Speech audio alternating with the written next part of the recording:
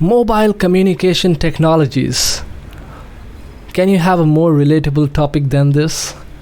You use mobile phones every day. If I would have talked about rocket science or extraterrestrial life or something of that sort, you might have turned back at me and said that I don't operate rockets, I've never seen a spacecraft, I can't relate to it using my first-hand experience. But you use mobile phones day in and day out. You know exactly what parameters give you a better experience and which ones give you a bad experience. Some of these parameters are data rate in kbps or mbps. You have the quality of service. You have something called latency, which is simply the time it takes for sending information from the sender to the receiver. You have jitter, which is the variation in the latency. You have a lot of other parameters which you experience. You have a lot of other parameters which you don't directly experience, but which affects the quality of service. So based on all of these parameters that a user experience, based on these, certain benchmarks are set by an organization called ITU, the International Telecommunications Union. Based on these benchmarks, certain standards are set. What do I mean by standards? Say the benchmarks are set that for 5G we must have 1 Gbps of data rate, we must have a latency of less than 1 millisecond, and a lot of other benchmarks are set. Based on that, standards are made by organizations such as IEEE, 3GPP, etc. What are these standards? When we went into 2G, the standard used was GSM for 2G. For 3G, the standard used was UMTS for 3G. For 4G, the standard used was LTE Plus for 4G. For 5G, for 6G, we might have other standards. Within each standard, the range of frequencies is mentioned. The kind of modulation technique is mentioned. For example, in GSM, GMSK modulation was used. The kind of multiple access technology is mentioned, which I shall be discussing about. For example, in the case of GSM, we had TDMA, which was used. In the case of UMTS, CDMA was used. In the case of LTE Plus, orthogonal FDMA was used. So these are the kinds of multiple access technologies and the kind of infrastructure which is required. For example, in the case of 5G, we'll have beamforming, small antennas, all of these infrastructures. So they form a part of the standards. So these standards are set by these organizations, and I shall be talking more about it in a few moments. But once the standards are set and the frequency is mentioned, the different nations auction the part of the spectrum which contains those frequencies. This auction has purchasers in the form of telecom operators. They purchase those frequencies and then they provide the complete infrastructure. They provide the necessary SIM cards. For example, when we came into 4G, the SIM card size reduced. Then mobile handsets may be required which support those standards, and appropriate data plans might be required. So a complete infrastructure in a complete ecosystem in a certain sense is provided, which makes users like you and me migrate from one generation into another generation. But before I move further, let me tell you that whenever we have a mobile phone,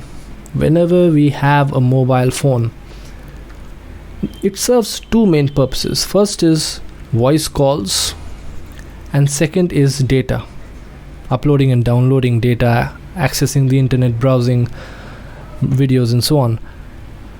Earlier, voice calls was the most important thing, but nowadays, over the last 10-15 years, the importance of data has increased. Another thing which is important to be mentioned is that this mobile communication for which these different generations are being discussed is just one part of wireless communication, which is one part of communication. So communication can be divided into wired and wireless formats. Within wired, we have copper cables, we have optical fiber cables, and so on and so forth. Within wireless, we have technologies like Wi-Fi, Bluetooth, and mobile communications. Mobile communications mainly used for voice and data communication. And this 1G to 2G to 3G, well, it's all within mobile communications. Okay, this point is very important, but notwithstanding the fact whether it is wired or wireless or whether it's any form of communication, you always have to remember that you are not the only person in the world. You're not even the only person in your town or locality. There are other people trying to access data and make voice calls over the same medium. So consider, for example, this telephone junction box. A copper cable comes and it carries the voice calls of persons A, B, and C. And here the distribution takes place. It gets divided into the call of A, which goes into the household of A. It gets divided into the call of B, which goes into this household, and like this. So you might ask that, well, ABC signals are getting transmitted in the same copper cable. Don't they get jumbled up? Well, the answer is no. They don't get jumbled up because of a technology known as multiple access, which means that over the same medium you can transmit, and you can transmit the signals of multiple users. And the most common form of multiple access technology traditionally was FDMA, frequency division multiple access. What exactly it is, let's understand. Say we have three signals like I've discussed: A, then we have B, then we have C, say like this, and we have to transmit it. Then we multiply A with a carrier frequency of say 400 megahertz. We multiply this with a carrier frequency of say 450 megahertz, or say let's say kilohertz, and we multiply this with a carrier frequency of say 500 kilohertz. Now we already know that whenever we multiply with the carrier frequency, it gets shifted there, and then we mix them all up into the same copper cable. And what happens in this copper cable? In 400, 450, and 500, we have these three different signals: this, and this. And assuming the fact that this cable has a bandwidth of this much at least, these signals will get transmitted, and at the receiver end they will get demodulated. This is FDMA. But what about the fact if there are more than three signals? Say there are 300 signals. Then you might say, let's stack those 100 signals on the top of this, 100 signals on the top of this, 100 signals on the top of this, we'll get 300. But won't these 100 signals get messed up and jumbled up because they are on the same frequency? The answer is no. No, because of a technology called TDMA, time division multiple access.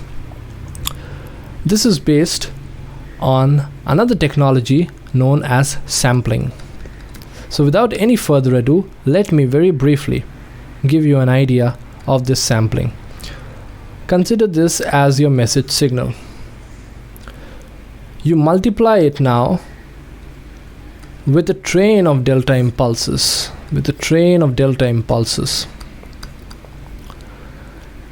and as a result of this, you get a signal which has a similar shape as your message signal, but it is at regular intervals. So if this delta signal had a time gap between the impulses of say Ts, so will the time gap be in this. So I can call this as xt, my message signal. I can call this as a train of delta impulses, and I can call this as xst. So let me rewrite it. Xt equals xst equals xt multiplied with this train of delta impulses. In the frequency domain, I need to take the Fourier transform, and I should be knowing that the Fourier transform of a train of delta impulses is another train of delta impulses even in the frequency domain. So it looks something like this. Now whenever you convolve, this is convolution because it's multiplication in the time domain, it's convolution in the frequency domain. So whenever you convolve any signal with a shifted delta impulse, then that signal gets shifted to the frequency of the delta impulse. This is common knowledge. So if I have my xf like this, say this is xf, and if I convolve it with a train of delta impulses which are spaced at fs, as we can see in this, in that case the resultant signal will be as follows. It will be a train of message signals. So we will have 0 here, we'll have fs here, 2fs, and also consider that the maximum frequency component in the message signal is fm. So therefore this will be fm, this distance will also be fm, and let this be some small frequency s. So I can write that fs is equal to fm plus another fm plus this small s. So fs is always greater than equal to twice fm. If this does not happen, let me call this as lobe 1 and this is lobe 2. When fs is infinite, that is no sampling is done, lobe 1 and lobe 2 will be infinitely away from each other. When you decrease the value of fs, which you want to, these two lobes will come close to each other. But you cannot decrease the value of fs, or you cannot increase the value of ts any more than what will cause an overlap. For example, if this is lobe 1 and if this is lobe 2 and you bring it closer, if lobe 2 comes like this, then this portion will get overlapped and that part of the message will be destroyed. So this overlap will not happen so long as this condition is satisfied. Therefore this 2fm is called the Nyquist frequency, and this condition is known as the Nyquist condition. Now there might be one doubt in your mind. Suppose I sample it. Suppose there is a bump. Suppose this signal is not like this, it is something like this. Okay?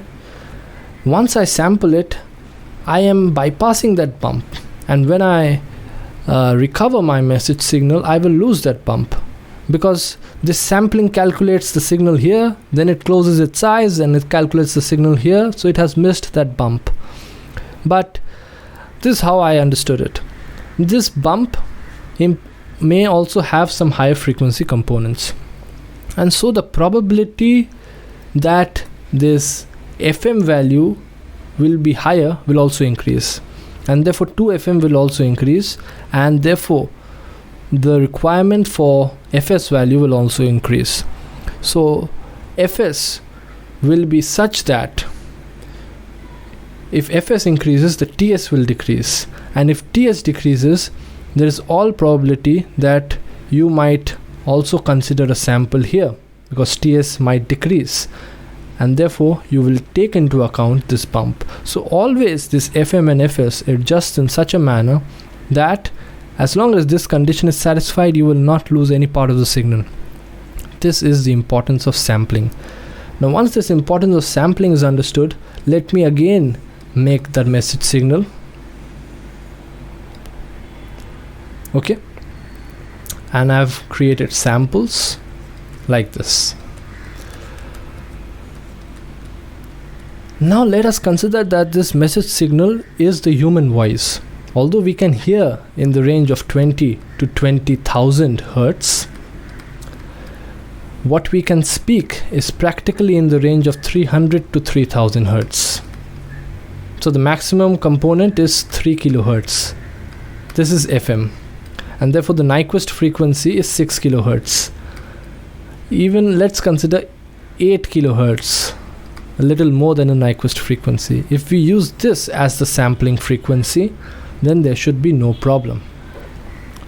Okay, so let us consider 8 kilohertz of sampling frequency for the human voice signal. If it is 8 kilohertz, if fs is equal to 8 kilohertz, then ts is 1 upon fs, that is 1 upon 8000 hertz. That will give you 125 microseconds. So this distance ts is equal to 125 microseconds. But 125 microseconds is too much. Not just one sample, I can put another sample of the voice of another person. I can put another sample of the voice of another person. I can put another sample of the voice of another person, and so on. I can put 24 signals within this 125 microsecond gap. You understand? Time division multiplexing, because there's a counter type of system at the receiver end which will take out these signals. And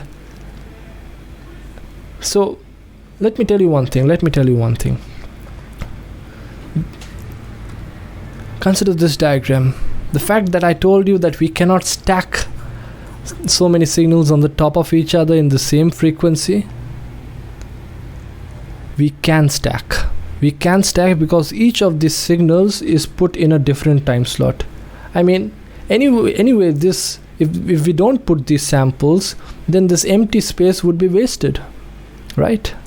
Why not put different signal samples in this space? This exactly is the concept of TDMA. In the case of GSM, we don't use 24 signals in this slot, but we use 8 signals in this slot. So let's understand what is used in the GSM regime. GSM regime was the first one to use TDMA, and by using TDMA, it went into the sampling format, and then each of these samples can be quantized. So digital format was first time entered into in the GSM regime. In the GSM regime TDMA, let me make things clear.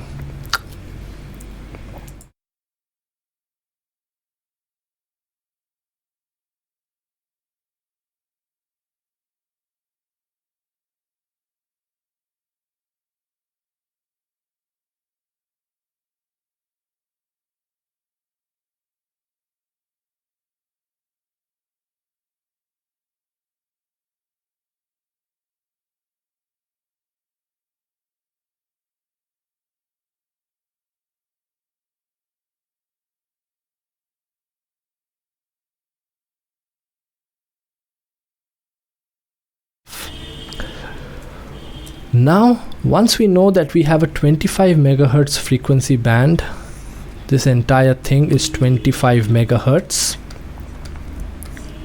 Okay, so this is 960 megahertz, and this is 935 megahertz, for example.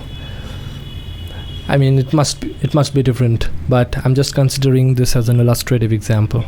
So once we have this 25 megahertz, we can divide this 25 megahertz frequency band. I have to write it, it's so important. This is called frequency band. We divide it into 125 pieces of channels. 125 such channels. Each channel being 200 kilohertz wide, and within this 200 kilohertz wide channel we do the TDMA.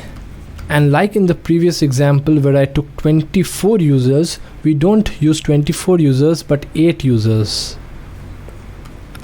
We use 8 slots, 1 2 3 4 5 6 7 8. We make 8 slots within this. And so there are 8 slots within each channel, and there are 125 channels. So 8 into 125 equal to 1000 users in this 25 megahertz band. But we know that even in the GSM regime there were so many users. Can only 1000 users be accommodated? Well, this is one homework that you can look into. But Not just this thing, it is in this GSM regime that cellular communication started. So geographical regions were divided into cells, and each cell had a tower with antennas, which was known as the BTS tower, the base transceiver station, which catered to the users within that cell. And as soon as you went outside that cell into another adjacent cell, a process known as handoff was initiated, in which, because this is also having its own tower, so this tower will then take control over your phone. So this handoff is initiated with the help of another system known as BSC, the base station controller. So you have actually a number of cells, okay? You have a number of cells in this way, just like a benzene structure, and each of them have their own towers. Associated with one of these towers is this BSC, which will control the handoff operations whenever any user within its jurisdiction moves from one cell to another. There is soft handoff, there is hard handoff, and I would advise you for further reading to look into these kind of things in mobile communications and any book on wireless communication. And many such BSCs are there, and they are controlled by an MSC. So if you consider the hierarchy, you have a lot of BTS, they are controlled by a BSC, then you have a lot of BSC, and they are controlled by an MSC. And any call that you make, if you have this mobile phone, if you make a call, it will go to the BTS, then it will go to the BSC, then it will go to the MSC, and from the MSC it will be decided as to where that call has to be thrown. It might, you might have the receiver of the call sitting right beside you, so it will go back to the same BSC, to the same BTS, and to this mobile phone sitting near you. But it has to go through the MSC, and it is in this MSC that various registers such as HLR, VLR, IMEI number is stored, and a lot of other metadata is stored. And if you have a Vodafone mobile phone, for example, I'm talking about the GSM 2G regime, Vodafone mobile phone, and you want to call an Airtel customer, so it goes to this MSC, and it is at this MSC level that it gets transmitted, because even in this BTS tower the antenna belongs to Vodafone. So finally it goes to the MSC, and the MSC decides that okay, it has to be forwarded to an Airtel customer, and it happens. Now Airtel might tell to Vodafone, because Vodafone is charging this customer say ₹1 per minute, because we have a caller pays regime. The person who calls pays. Earlier we also had incoming charges, but that has been discontinued. So ₹1 per minute is being charged by Vodafone to the caller. Now Airtel will say that it is only because of me that this call has happened, so you must also pay some amount of money to me. So Vodafone says, okay, I will pay 6 paise per minute to you. This 6 paise per minute became known as the inter-user connection charge.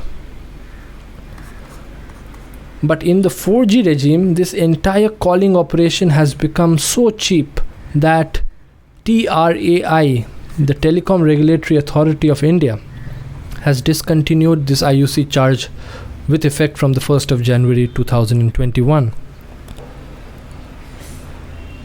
Okay, so a lot of things was discussed. How exactly TDMA works? So we must appreciate the fact that for the first time we went digital. So this was completely analog. It is in 2G that we went digital. And because we went digital, there are so many advantages. Encryption becomes possible. A lot of digital modulation techniques such as GMSK, 8PSK, BPSK, FSK, all of these become possible. So a lot of advantages of digital communication. So let me write down very clearly. In case of 1G, Then we had 2G. Okay, let me write down in a horizontal fashion. In 1G, we used FDMA. It was completely analog. Okay. In 2G, along with FDMA, we started using TDMA. But FDMA was also there. Why FDMA was there? If I still have the diagram. Okay. You see these individual channels, 125 number of channels. Each of them has a certain frequency. This is 935.2 megahertz, 935.4 megahertz, 935.6 megahertz. So each of these are carrier frequencies, FC1, FC2, FC3. In order for your message signal to be shifted to this, you have to multiply it in a similar manner as this. You have to multiply it with FC1, with FC2, with FC3. You have to multiply it even here.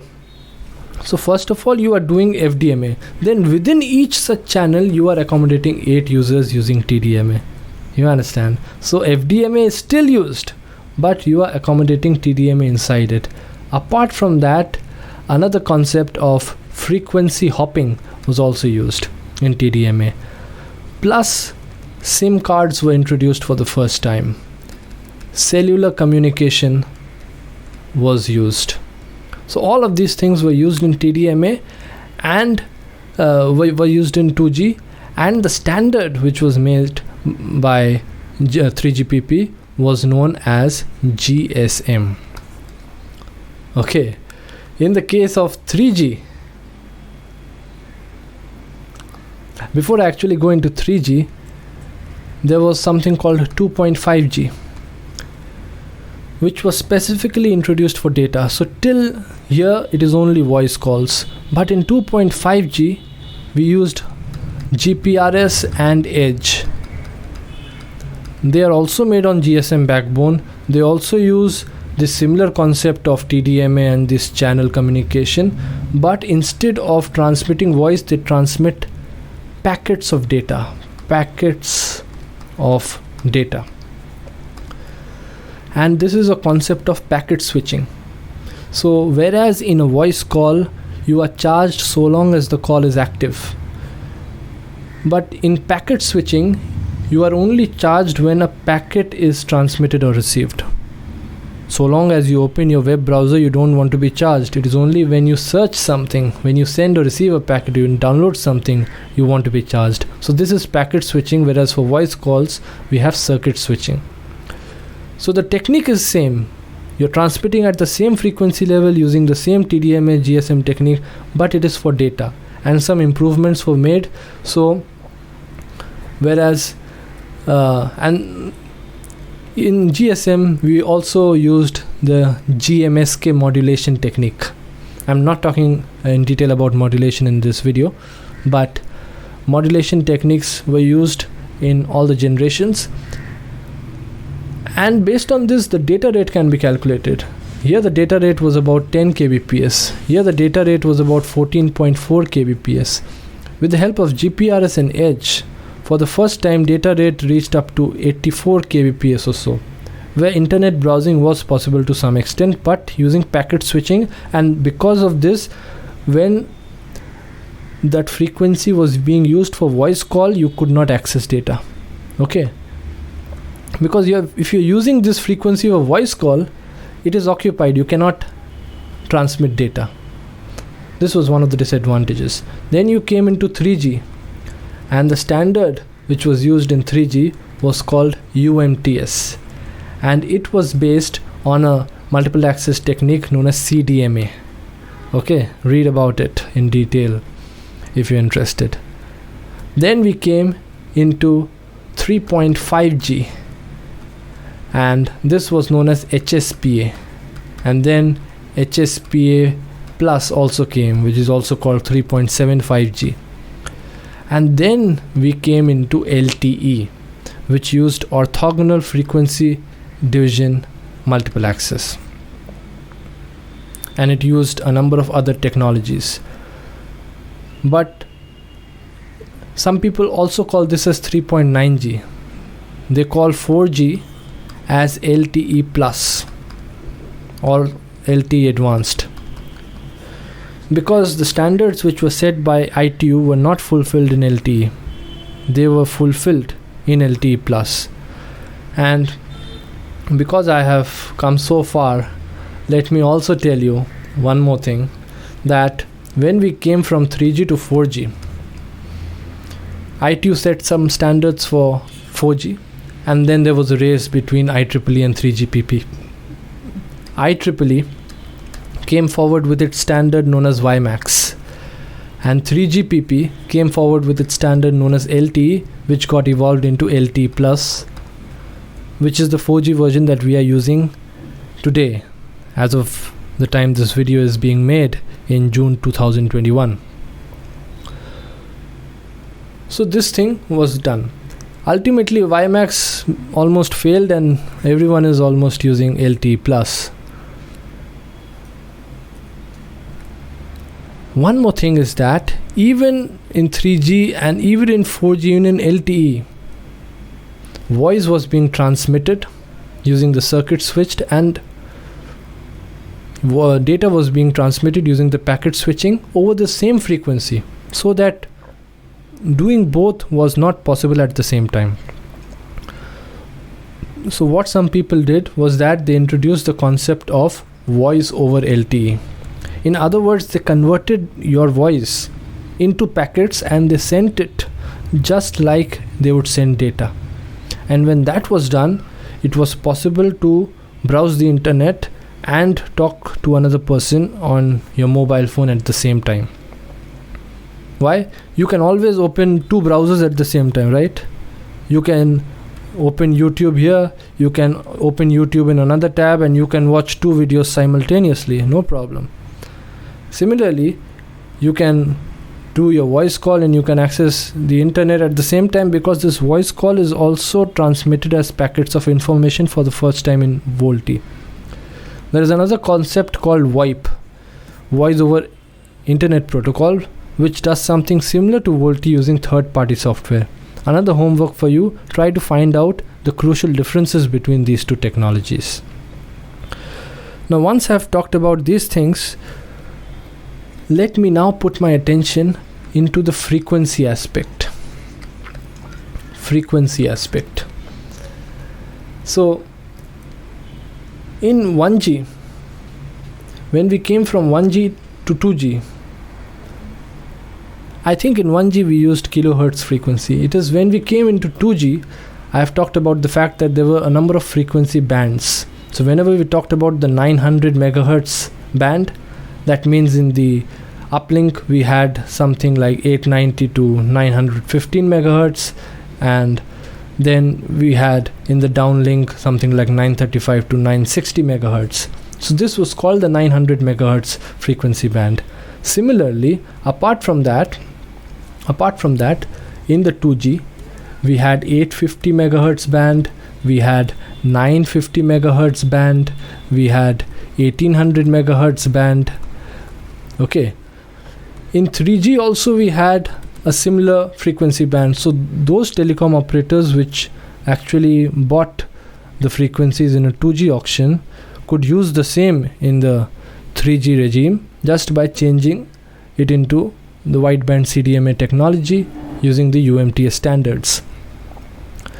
In 4G, we introduced, apart from these, the 2.1 gigahertz band, the 2.3 gigahertz band. These things were also included. In 5G, it is planned that we would go to 4 gigahertz, 5 gigahertz, and apart from that, we would also go to 20 gigahertz, 30 gigahertz, 40 gigahertz, 50 gigahertz. These are extremely high frequencies and untouched as of now. They have been previously unused, and therefore fresh auctions would be held for these frequencies. What's interesting is that as soon as we cross the 30 gigahertz, because 30 gigahertz corresponds to 10 millimeters. 300 gigahertz corresponds to 1 millimeter. So as soon as we cross 30 gigahertz, we enter into the millimeter wave category. So all of this is known as millimeter wave. The voice that you and me are speaking and listening to, these are kilometers wide. Okay, I might be speaking at 1000 hertz frequency, which is kilometers wide, but as soon as you increase the frequency, your wavelength decreases, and these high frequencies are millimeter waves. Extremely high frequency, their penetration is very low, their range is very low, but they have a lot of other advantages: fighting against noise, throughput, quality of service, all that is there. So you must have observed that as we are going from 2G to 3G to 4G to 5G, in general the frequencies or the frequency band on which they are relying is going higher and higher. In shortwave, in amplitude modulation, in those olden days, we used to use kilohertz. In amplitude modulation, we used 0.5, we used 500 kilohertz or something of that kind. So I think we used 500 kilohertz to 1500 kilohertz in amplitude modulation. So the frequency as we develop is increasing. In 5G, we also have other techniques such as intensive MIMO, beam forming, smaller antennas. So the technology is improving, and I have not discussed about the different modulation techniques, because you see, this is how the multiple access is happening using TDMA, FDMA, CDMA. But whenever this FC1 or FC2 is there, these are carrier signals which are modulating the message signal. In what way are they modulating it? They have been digitized. So digital modulation techniques are being used, 8PSK, GMSK, a lot of digital modulation techniques are being used in different generations. Another home task for you is to look into them. I'm leaving a number of links, resources in the description. Do look at them. And this is more or less what I had to discuss in today's video. So I would end up by showing you a diagram of a BTS tower. See, this is a BTS tower. It has a number of antennas. These antennas are also installed by the service providers. So one is installed by Vodafone, one by Jio, one by Airtel, something like that. It is from this that it goes into the BSC, and then it goes into the MSC. So you can find a whole lot of these details in mobile communication, cellular communication. And well, that's it for now. I hope you learned something out of it, and until next time, do keep following News and Statics for many such videos. Share with your friends, and let's grow the community. Bye bye.